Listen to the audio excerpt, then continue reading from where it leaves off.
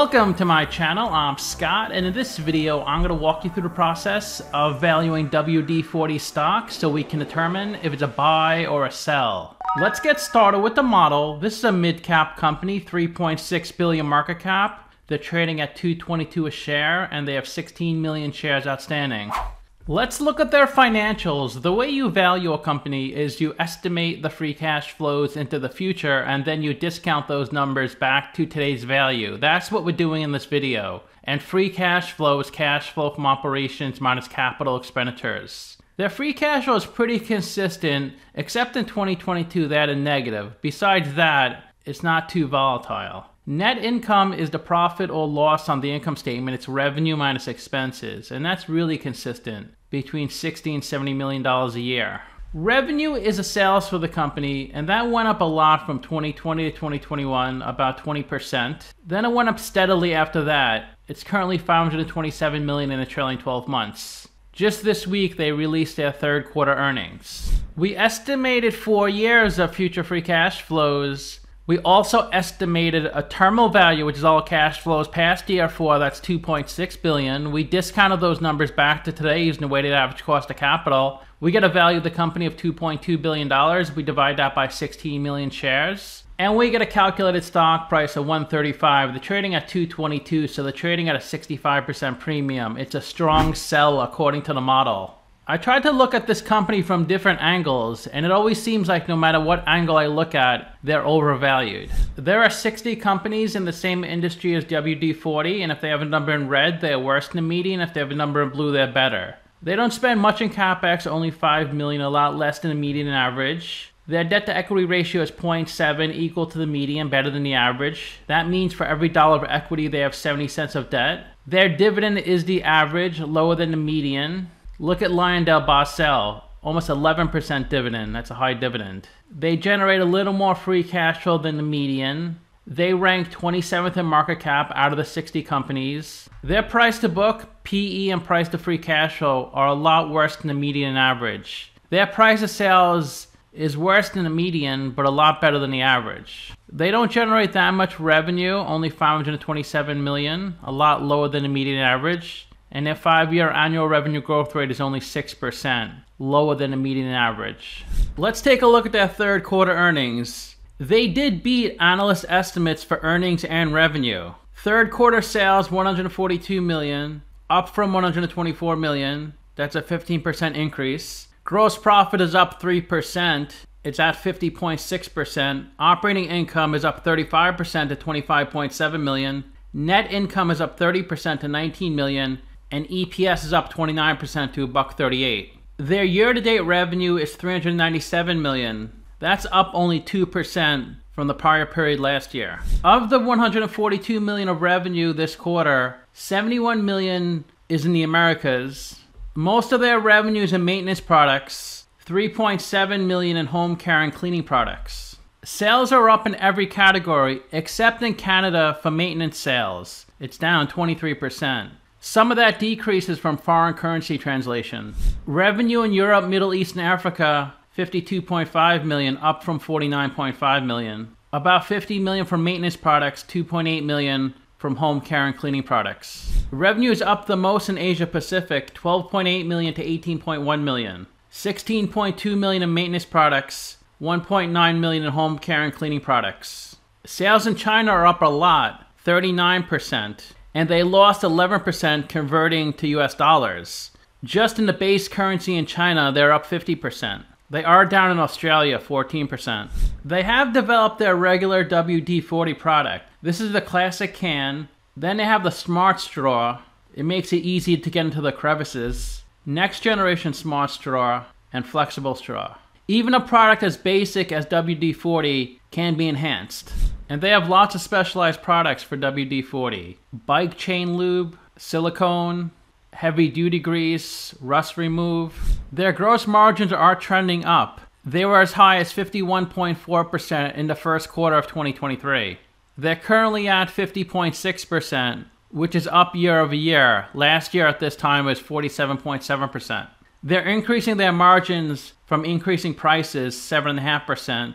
And they've decreased costs as well. They decrease the cost of specialty chemicals, aerosol cans, and filing fees. Their target is 55% gross margin, and it seems like they're on their way to do that. Here's a breakdown of the cost for an entire can. About 1/3 is the cost for the can, the actual can, 17% to manufacture the product, 1/3 specialty chemicals, what goes into the can, 17% plastic, that's a straw and the knob, and 3% corrugate. That refers to the packing materials, the boxes the cans go into. Here's a breakdown of their operating expenses. About 50% is payroll. It looks like about 15% is advertising and promotion, maybe 12% for freight, and about 26-27% for other. Here's their guidance for full year 2023. Sales growth 3.5 to 7.5%. Revenue 535 to 560 million. Their margins in the low 50% range. Advertising 5 to 5.5% of revenue. 21% for taxes. Net income 64.5 to 68.5 million. And EPS $4.80 to $5. Let's look at the stock on Simply Wall Street. Trading at $223, $3 billion market cap. They knocked it out of the park with earnings, so the stock is up 20% in the past week, up 35% in the past year. Let's learn about the company. WD-40 develops and sells maintenance products and home care and cleaning products in the Americas, Europe, the Middle East, Africa, Australia, and Asia Pacific. The company provides multi-purpose maintenance products that include aerosol sprays, non-aerosol trigger sprays, and in-liquid bulk form products under the WD-40 multi-use brand name, and specialty maintenance products such as penetrants, degreasers, corrosion inhibitors, greases, lubricants, and rust removers under the WD-40 Specialist brand, as well as various products under the WD-40 Bike brand name. It also offers multi-purpose and specialty drip oils and spray lubricant products, as well as other specialty maintenance products under the 3-in-1 brand name, and professional spray maintenance products and lubricants for the bike market under the GT85 brand name. In addition, the company provides automatic toilet bowl cleaners under the 2000 Flushes brand name, aerosol and liquid trigger carpet stain and odor eliminators under the Spot Shot brand, room and rug deodorizers under the Carpet Fresh brand name, carpet and household cleaners and rug and room deodorizers under the 1001 brand, heavy-duty hand cleaner products under the Lava brand, also under the Solvol brand name in Australia, and automatic toilet bowl cleaners under the X14 brand name. It sells its products through warehouse club stores, hardware stores, automotive parts outlets, industrial distributors and suppliers, mass retail and home center stores, value retailers, grocery stores, online retailers, farm supply, sport retailers, and independent bike dealers. They were founded in 1953 and headquartered in San Diego, California. The one risk they list is high level of debt. It looks like the stock started trading in 1990 at $15.63. Its lowest point ever was at the end of 1990, between $12 and $13. Since then, it's only improved. It took about 9 years to double in price. It hit $24 in 2001. Then about 11 years later, it doubled again from 24 to 48. That was in 2012. It took 4 years to double again from 48 to 96. That was in 2016. The stock did decrease in 2018 and 2020, but overall it just kept going up. In the fourth quarter of 2020, it hit $200 a share. And just a few months later, it peaked at $325 in the first quarter of 2021. Then over the next year and a half, the stock dropped 50%. But it is coming back up. It's over $200 once again. You can see the stock pretty much only goes up. In the past week, up 20%. The past month, up 14%. The past 90 days, up 23%. The past year, up 35%. The past 3 years, up 14%, and the past 5 years, up 38%. But its industry is doing a lot better. In the past 5 years, up 85%. The entire market is up 51%. So it is lagging its industry and the market. Simply Wall Street's valuation is $70. They say the stock is 219% overvalued. 4 analysts priced this stock and the average price target is 200. They say the stock is 10% overvalued. Their revenue forecast for 2025 is $600 million. And I think there's a good chance they will hit that target. Their trailing 12-month revenue in 2012 was $340 million. It did have a steady growth over the next 7 years, breaking through $400 million in 2019. It dropped a little in March 2020 to 404 million, but now it's over 500 million. Even though there is competition, they have such a strong brand name, I don't think they're going to have trouble growing. They always have positive operating cash flow.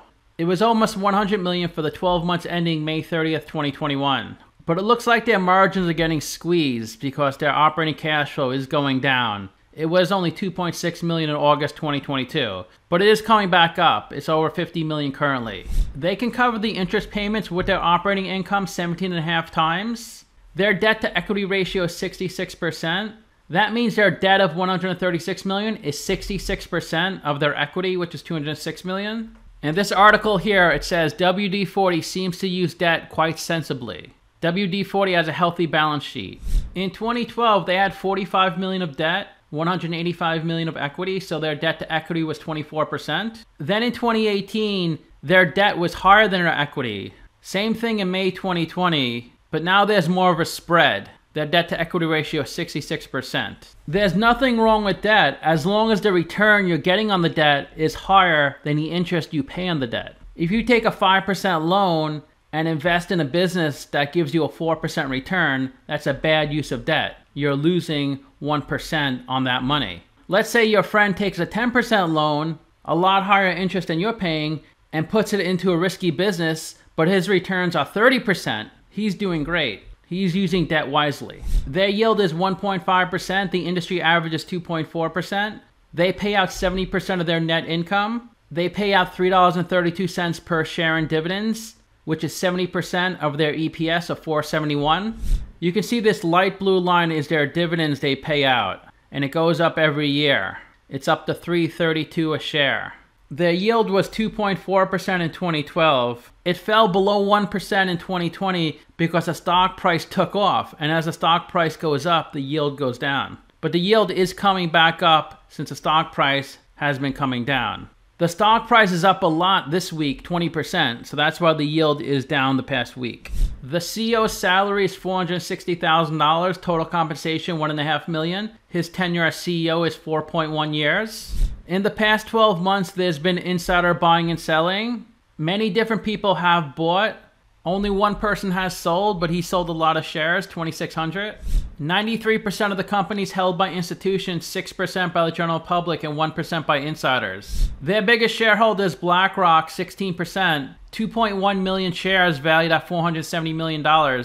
Vanguard is second biggest at 12%. The largest Dutch pension fund, Stichting, owns 12% of the company. This is something you like to see. Employee count going up each year. It was 347 in 2012. They're at 583 currently. The stock trades in two places, the NASDAQ and Deutsche Börse. Let me know what you think. Give the video a like, subscribe, or comment below. If you'd like to get a custom valuation or just support the channel, you can become a member by clicking on the link in the description below. Thanks for watching.